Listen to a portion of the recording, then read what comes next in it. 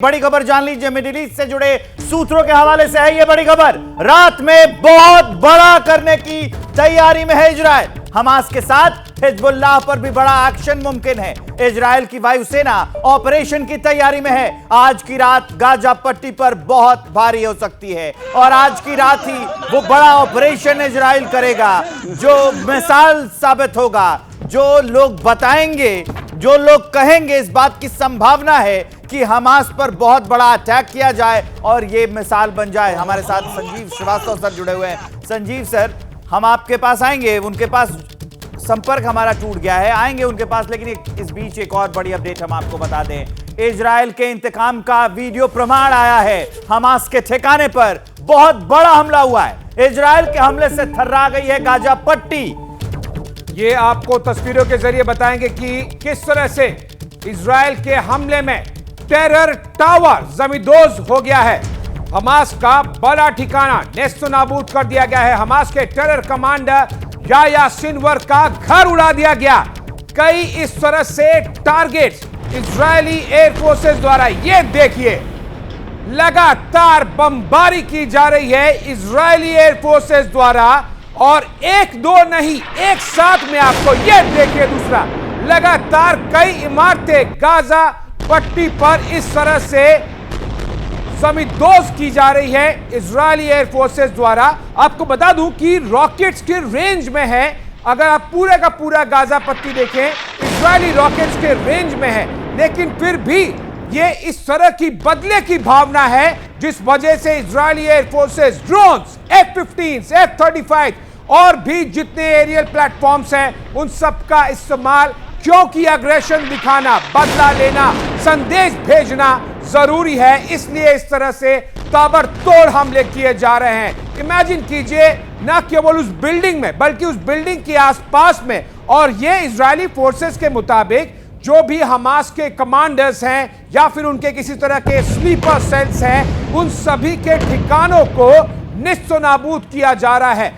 Pin point precision attack जिसे कहते हैं मिलिट्री की भाषा में, एग्जैक्टली वही देखने मिल रहा है इन तस्वीरों में।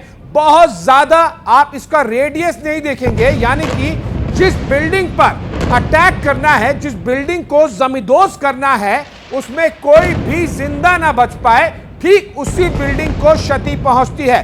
दोनों तस्वीरें देखिए किस तरह से ये इजराइल के इंतकाम की कहानी बता रही है।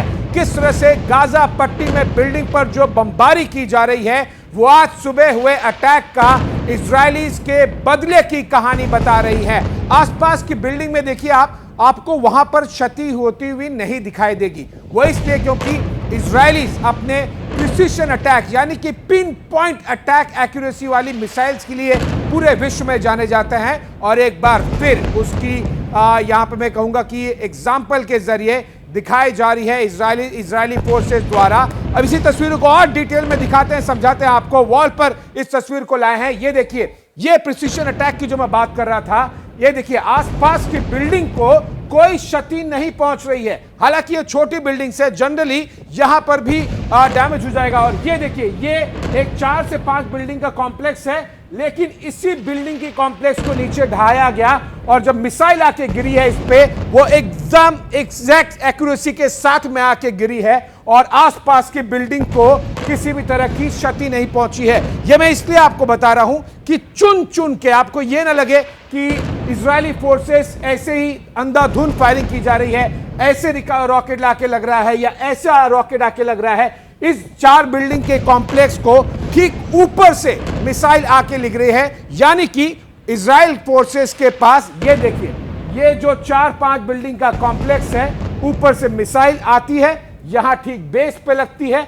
और फिर कुछ सेकेंड्स के बाद में ये 4-5 बिल्डिंग की शायद 4-5 ब्रिक्स ईंट्स ही रह जाती है। यानी कि इजरायली फोर्सेस के पास एग्जैक्ट एक्यूरेसी वाली जानकारी है किस बिल्डिंग में कौन कहां पर है, हमास का सेंटर कहां है, लीडर कहां है, ऑपरेशन कमांड कहां है, और इसी तरह से जमींदोज किया जा रहा है।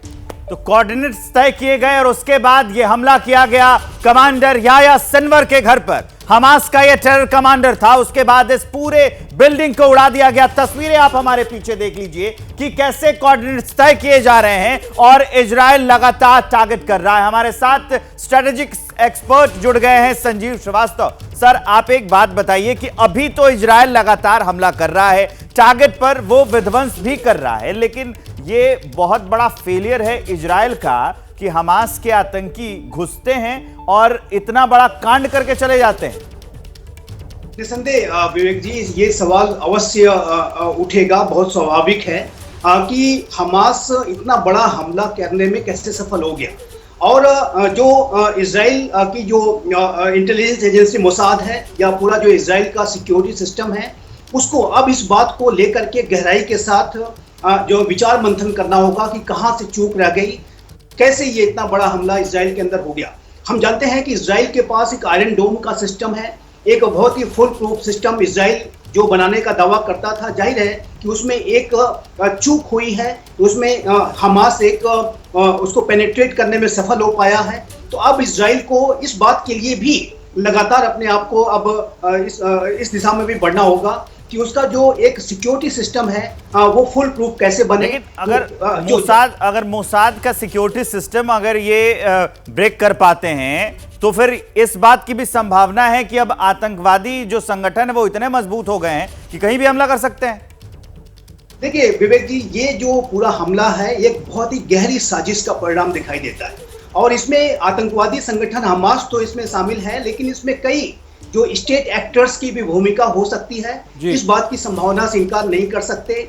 ईरान के जिस तरीके के कमेंट्स आ रहे हैं और ईरान के एक टॉप जनरल ने जिस तरीके से इसका स्वागत किया है और हिजबुल्लाह की तरफ से लेबनान से जो कमेंट्स आ रहे हैं जिसमें कि उन्होंने इस पूरे हमले को एक हीरोइक एक्ट करार दे दिया है, तो ऐसे में ऐसा लगता है कि ये जो पूरा हमला है। जैसे ही घड़ी का काटा दोपहर 2:30 पे आए, बबीता जी का दिल सास बहू साजिश के लिए मचल जाए। और ये है इनकी बहू, पूरे दिन ऑफिस की टेंशन हो जाए गॉन जब ये करें अपना फेवरेट शो फ्री टाइम पे ऑन। इनकी तरह आप भी देखिए अपना फेवरेट शो अपने टाइम पर और डाउनलोड कीजिए एबीपी लाइव ऐप अपने स्मार्ट टीवी पर।